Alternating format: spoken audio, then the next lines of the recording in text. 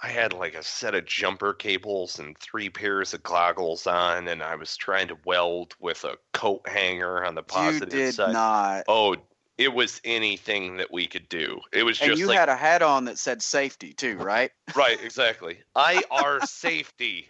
IR safety. I love it, Michael. Exactly. We're gonna pin that when we get done with this and make sure we trademark that. There you go. Yeah, Oh my gosh. it's the jack of all trades that comes out of being in a combined anti-armor team and a cat team. See, Right. that's what's hugely different in between my first two tours, which were in between tour 1 and tour 2. Basically, it went from being heavy combat all the time to not. Okay. So, and then in 2011, totally different war, right? So my first two experiences were in Iraq.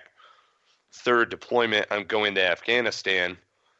I mean, like I said, you're learning a new gear set. When I say that, we had new comm. Remember when we went from the Prick 117 or whatever with twist knobs and stuff like Right. that Right. to the 148s, and then we had 44s or whatever. I mean, no matter what, everything's frequency out ciphertext. You still got to maintain timing and know your freaks and stuff. I was good there. The fundamentals were the same, but learning the new concept was like, whew, And all this is right, only what 3-4 years later, right? right, I right. But mean, that's remember, crazy.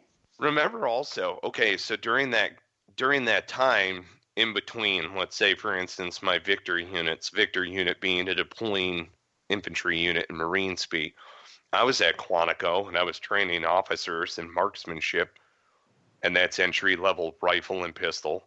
Right. And then I rose up from being a coach to being a combat marksmanship trainer to developing curriculum to doing formal school instruction.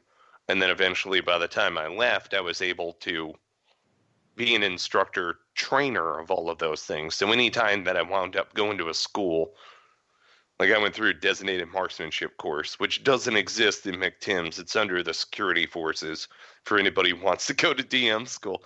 Right. So it's such a great course because it's in Damneck and it's where DevGru is. DevGru being SEAL 6 and all of this other stuff. And it's Oh just, yeah. you're just in there in the super secret squirrel club so that That's you can, right. You're in the shoot soup. a gun. Right. And really, what are you doing? You're running around a swamp shooting a hunting rifle. I mean, what do you freaking do? Right. You're in the cool guy club in order to have, and it is fun. It is. Like, Oh does it yeah. suck? Yeah, we're Oh, not yeah. trying to downplay that at all. Right, right. It's one of those things. It's like you're running through the beach, you're running through the swamp. It's horrible. It's awful on your knees. You're sweating. There's bugs all over you. You're picking ticks off of you. Wouldn't change it for the world. So You know, true. and if it were any easier, you would feel cheated. So, yeah, that's what made DM school fun. But anyway, because I had all of those other certifications, when I went back to the headquarters Marine Corps and turned in my certification from DM school, they're like, "You're a designated marksman instructor trainer." Like, huh? All right, That's a didn't great know. title to have. Well, yeah, but I didn't.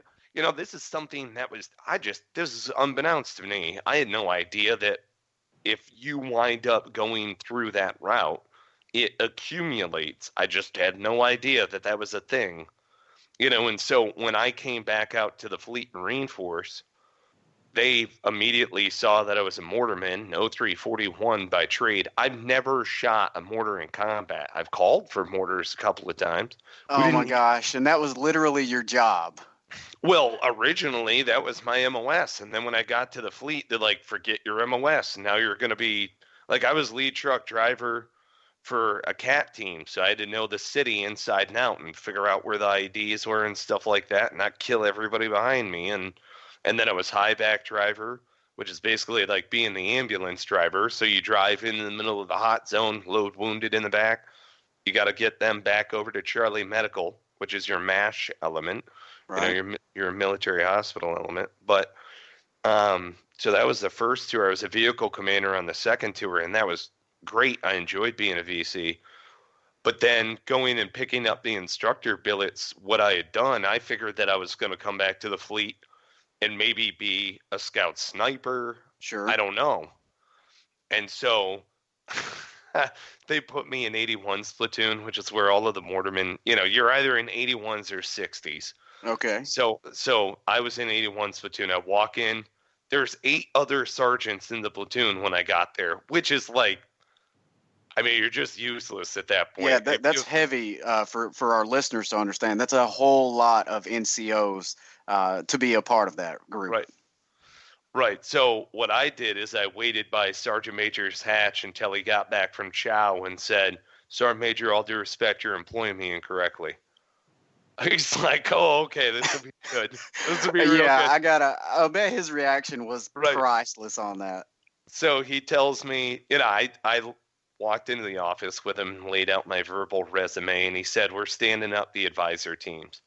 You guys are going to go through special operations training group. You're going to be embedded with the Afghans, doing this stuff. Would you rather do that? Yep. Put my hat in the ring and wound up living, eating, sleeping, working with the Afghans in Kajaki.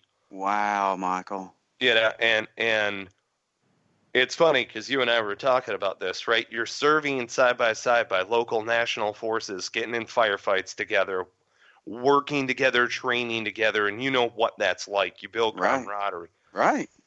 But I wonder what those guys are doing now, right? And this has been, almost 10 years? Yeah, it's been, it's been 8 years since I got back from Afghanistan. And I wonder how many of our brothers and sisters have that exact same thought, Michael, that you do. And today, guys, we're joined by Michael Penney here on the Honor Across Arms podcast. Is how many of us think about those, because they are brothers and sisters that we served with from those other countries that we're trying to build up. How many think about them? Right. Yeah, and to me, that's how you create a winning solution. Kind of as a final thought, that's how you create a winning solution.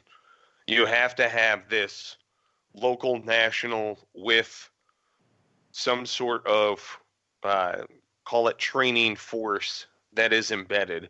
It's not just putting some sort of face on it. It's you're working together and saying, well, you at the local level are saying that you want this, you want security at the local level. Right. I'm here to help you at the local level. That's so true. And I used to tell guys that all the time because they're like, you're here from Kabul. I'm like, I don't know where that is. I've never been there. Right. I'm here for you. I understand Pashto. Nice. And Very they're like, nice. Whoa, all right, this guy actually cares. So that, in my opinion, that's why I went and did it on the third tour. That's how you put a check mark in the W column. So... yeah. I say thank you so much to you for your service to this country. There's no doubt about it. And we're getting here towards the end of the podcast. If you wouldn't mind, tell us a little bit what's happened since your military service. I understand you were at TEDx Raleigh talking about what's your IED. Michael, tell us just a real 5 seconds on that one. Yeah, so TEDx Raleigh, what's your IED? Divorce, death, separation from loved ones, personal illness, and loss of income are common thread IEDs that each one of us will encounter at some point in our lives. When stuff blows up, add value to the situation. That's how you're going to get through it. I'm an inventor. I've patented numerous products. I brought stuff to market. I'm also an author. I've spoke at Rotary and other different various events, Comic-Cons and stuff like that, because they enjoy a good story. I fancy myself a raconteur. So I enjoy going out and speaking with different folks like that. My pride and joy is 5P, the 5-paragraph business plan. And check it out. I'll tell you that for our listeners, guys, the 5-paragraph business plan, we're going to do a follow-up podcast to that too. Don't think you guys are going to be left hanging on that. Michael, tell us just a real quick and down and dirty on 5-paragraph business plan too. Sure. So the military uses a simple management method. It's been around since 240 plus years. Baron von Steuben brought it to Valley Forge. It's what professionalized our U.S. military. We've been working with it ever since. It is the exact same management method that we apply to maintain global accountability. We're just bringing it out to a modern workforce. Damn right. Damn right. So, I absolutely love it. Guys, we're joined today by Michael Penney here on the Honor Across Arms podcast. Michael, thank you so much for taking the time out of your schedule today to meet with us. I know you're a dad, you're a husband, and you're a patriot. I appreciate you and want you to know that your country appreciates you. Hey, it's my privilege, and I absolutely love this land. God bless America, and thank you. Thank you for having me on. Absolutely. Thank you so much.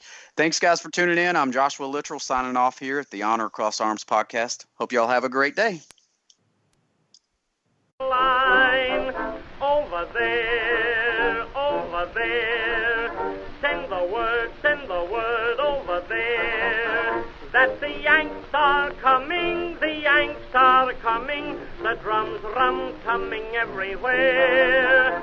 So prepare, say a prayer, send the word to beware. We'll be over, we're coming over, and we won't come back till it's over there.